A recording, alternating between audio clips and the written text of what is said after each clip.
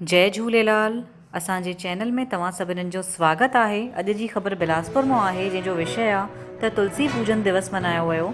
सरकंडा स्थित पार्वती टावर सिपत चौक में शनिवार जो सिंधी समाज जी महिला मंडल द्वारा सामूहिक तुलसी पूजन कार्यक्रम कयो वियो। कार्यक्रम जो संचालन कंदड़ संत श्री आसाराम बापू आश्रम जा बाल संस्कार प्रभारी रवि राम रखियानीअ ॿुधायनि त 5 दिसंबर खां 1 जनवरी जे दौरान पवित्र धनुर्मास जे मध्य जो समय हूंदो आहे। हिननि ॾींहंनि में तुलसी, गीता, गौ, गंगा आदि जे पूजन जी वॾी भारी महिमा आहे। लेकिन हिननि ॾींहंनि में नशीले पदार्थनि जो सेवन, आत्महत्या जहिड़ियूं घटनाऊं, युवा धन जी तबाही ऐं अवांछनीय कृत्य खूब थींदा आहिनि।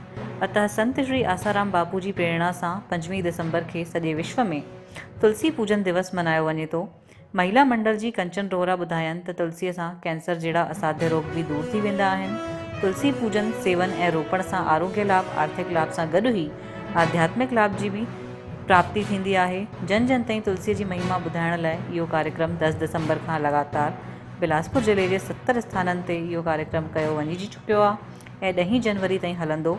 कार्यक्रम में समाज सेवी श्री मोतीलाल पमनानी, जंजी धर्मपत्नी श्रीमती रेखा पमनानी ऐं पार्वती अपार्टमेंट जे माण्हुनि कार्यक्रम जी भूरी प्रशंसा कई ऐं सभिनीनि 5 दिसंबर खे तुलसी पूजन दिवस मल्हाइण जो संकल्प वरितो।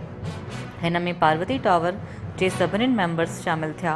कंचन नथानी, शोभा रावलानी, कंचन रोहरा, सरिता गुरवानी, कौशल्या तीर्थानी, कौशल्या मनचंदा, शोभा रावलानी, मोनिका, आरती पोपटानी, गीता चंदानी, पूजा पमनानी, रेखा पमनानी, सीमा थारवानी।